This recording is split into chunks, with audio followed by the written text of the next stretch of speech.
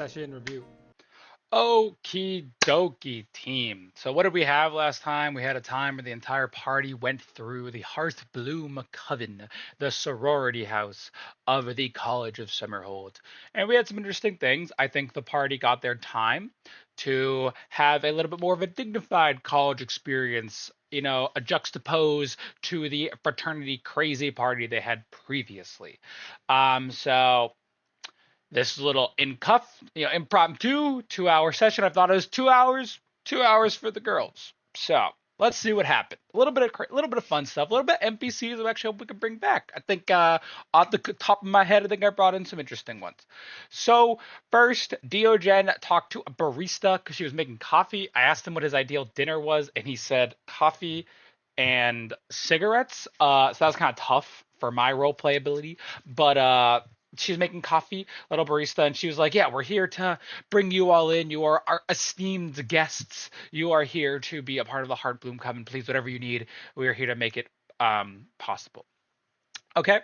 And then he's like, "Don't you think the gender stereotype? Blah blah blah blah." And the women of the Heartbloom Coven, they bring this large amount of effort to doing this. Homesteading is a part of the Hearthbloom Coven. Alaria, who is the leader of the Hearthbloom Coven, she is trying to become a perfect homesteader.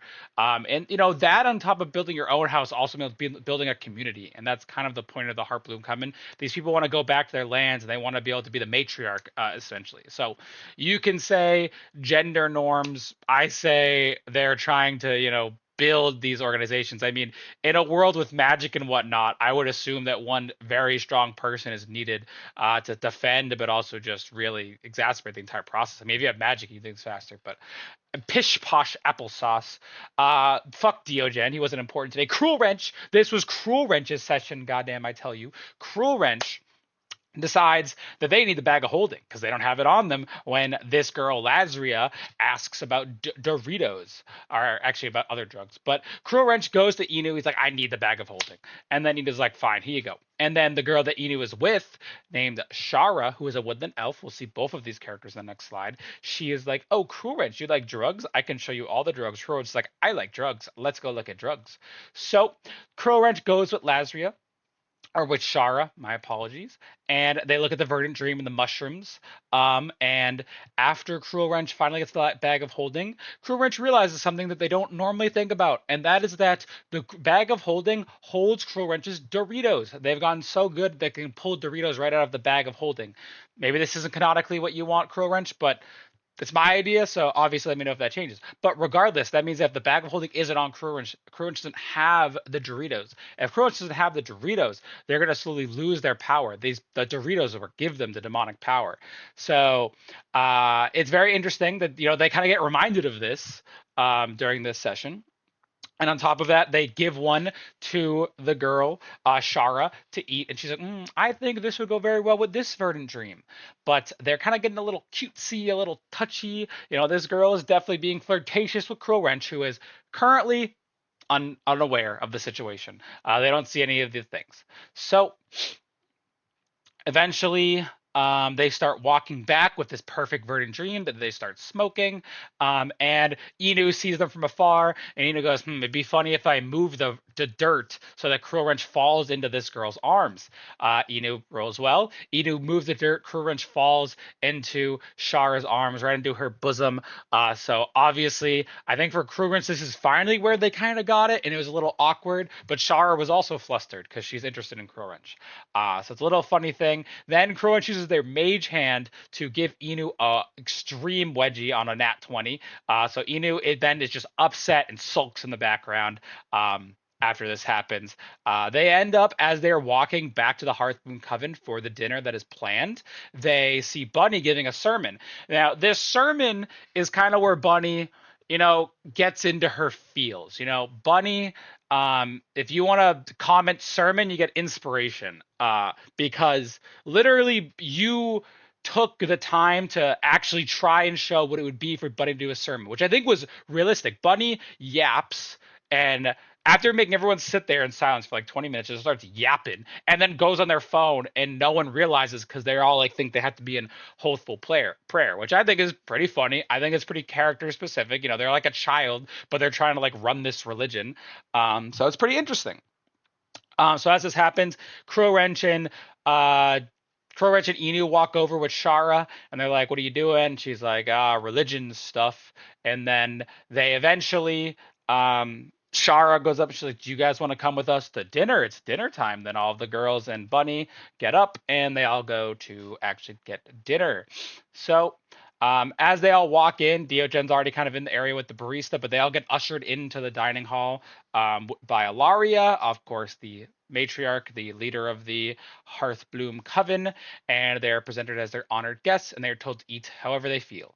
So then we kind of get into the dinner, where we have one girl that's kind of interested in Diogen, but she's a little iffy about it. She's not trying to show it too much. And then Diogen kind of just eats sausage, and when she advances on him, he just turns around nervously, doesn't really want to talk to her. That was kind of whatever. But then we had a kind of interesting conversation where this girl on our right here, finally the image I have, should have done this better. Her name is Stacy. I did not have an image, but my kind of idea, I really fucking hate how ChatGPT is just like perfect, beautiful woman every time, but like whatever. I just like it like a normal like blonde like normal white blonde human. Okay, that is kind of like my idea. It's like your generic like perfect priest. I thought it'd be a nice character to have. It's just kind of the idea I had. So this woman who here is like in her like adorned armor. You know, she's a cleric. She's a tank person. She is talking to the group. And she first talks to Cruel Wrench, and she's like, "Hey, Cruel Wrench, I I know I saw the video yesterday the the of the press conference.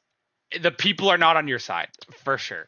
But I just want to know, like, is everything gonna be okay? Like, are you gonna be okay with Vicus?" And then as she says Vicus, the collar on Crow Wrench like lights like starts glowing red. I was gonna have it deal fire damage, but it didn't really matter, so I didn't really care. But like it starts glowing red, showing that Vicus is like listening. And she's like, "I'm so sorry. Like, let's just not talk." The conversation just ends because it's like awkward. It is difficult to talk to Crew Wrench about these things, which I find is a very interesting way, especially now there's two demons pulling between them. Just their thoughts are on for good, and they're living in this interesting world between the two demons. But eventually, Crew Wrench is Shara comes over. She's like, "Hey, you want to go do drugs?" So then Crew Wrench leaves, and Bunny gets to talk to Stacy.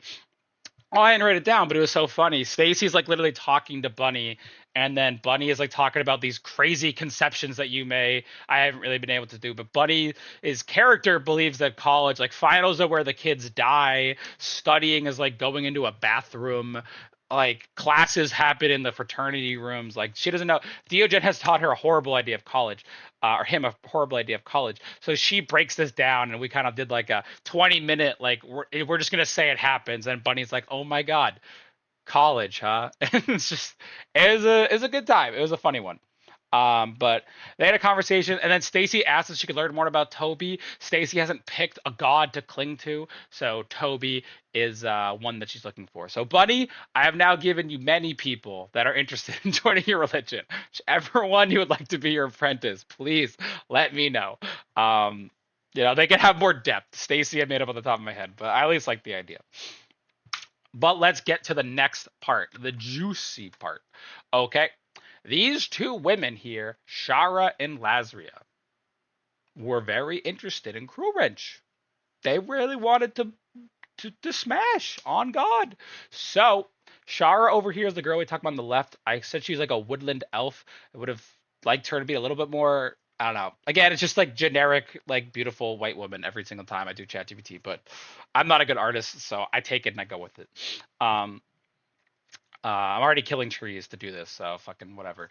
But so Shara, this one on the left, she is like the drug expert of the Hearthbloom Coven. So she has invited Cruel Wrench up to her room where Lazria, her roommate, is. It's a very chill room, stoner room. They have a bong. They have like hammocks they chill out on. She's invited her up to do some crystal. It's a drug she has. It's sediment from the ground of verdant dream plants, which has the properties of ketamine. If you're looking for a real life example. Okay, so Shara, this this wonderful woman. As they walk in and they close the door, Kuro Wrench sees Lazria. They kind of talk because Kuro Wrench had previously talked to Lazria, and Shara immediately just starts getting into more comfortable clothes. But Kuro Wrench sees it as, oh my god, she's getting naked in front of me. So Kuro Wrench, Kuro Wrench comments but comment asexual because I thought this was crazy. You literally, for inspiration, I mean, you literally just said I'm fucking out, and I'm like, damn, like you're in the mind of Crew Wrench. You're literally like, because Crew Wrench is really thinking about the way to play this. Like Crew Wrench is kind of closeted asexual, doesn't really recognize it, and now we're getting to the point where people are overtly trying to get with her. So she had to leave, walk away. Freaking Crowunch goes in the bathroom, teleports out. Okay, comes back downstairs from a different perspective, and that is where our boy Diogen is like, "Yo, Crowunch, what's up?" And then she's like, nothing. And Diogen's like, "There are drugs upstairs?" She's like, "Yeah, the drugs are upstairs." So like, Diogen goes, "I bet." So Diogen just leaves the dinner, goes upstairs to look for drugs, finds Lazria and Shara. Doesn't knock, so Shara's just getting dressed, so she's a little upset. But then she's like, "What do you want to do?" Or like, "What's up?" And he's like, "I'm here for drugs. Crunch told me there are drugs." And we're like, "How did Crunch tell you there are drugs? Crunch is in the bathroom." And then Dio's just like, "No, Crunch is downstairs." And then Shara's like, "What the hell did I do? I didn't mean to make Crunch upset. I adore Cruel Wrench. I want to spend time with them. I'm such a huge fan." So they're like, "You're not doing any drugs until you go get Cruel Wrench." So Diogen has to walk downstairs. Doesn't take too much convincing that I recall, but Cruel Wrench is like, "Fine, if they're, I really want to do the drugs, just have them get dressed in bulky clothes so I don't have to feel awkward around them." So Diogen comes up. He's like, "Y'all got to get on your bulkiest sweatshirts, everything," and then Crunch will come up. So they all get changed. Crunch comes up. So the girls, like their baggy clothes, as to not show too much skin. They all start doing some crystal. They all do some lines, and then there's two different conversations that go on. Diogen talks to Lazria on ketamine. And he talks about sausage making business. I don't recall. It's classic Diogen. Common sausage is classic Diogen. And Cruel Wrench is kind of like sitting there chilling. Still, I think a little bit awkward. And then Shara kind of comes up to them as like, "Oh, Cruel Wrench, I just wanted you to know, like, I'm a huge fan. I appreciate everything you do for the Clover Kingdom. I did not mean to go. I did not mean to step on your toes in any way. So please, take my condolences. I just want to be. I you know, just want to get to learn from you and spend some time with you. I didn't mean this." So they all make up. They're all good. Kurench states that she might be interested in men, but honestly, Kurench still doesn't know. So maybe a male character has to break down that wall, and then we learn that we're asexual. I don't know. I tried with I tried with Frankie from the Straw Hat Pirates, but it wasn't aggressive enough, I guess. So I could find a more aggressive character. I don't fucking know. Maybe PepsiCo's people, someone there. I don't know. But yeah, we'll see. Oh, Vicus. Interesting. Could be a good idea. Okie dokie. But that was the session. I know I yapped a lot about seemingly inconsequential points, but I don't know. It was a fun one. I had a good time. It's only 2 hours. You're getting a 15-minute video, more than normal. So please have a good one, and I will see you on Tuesday in it.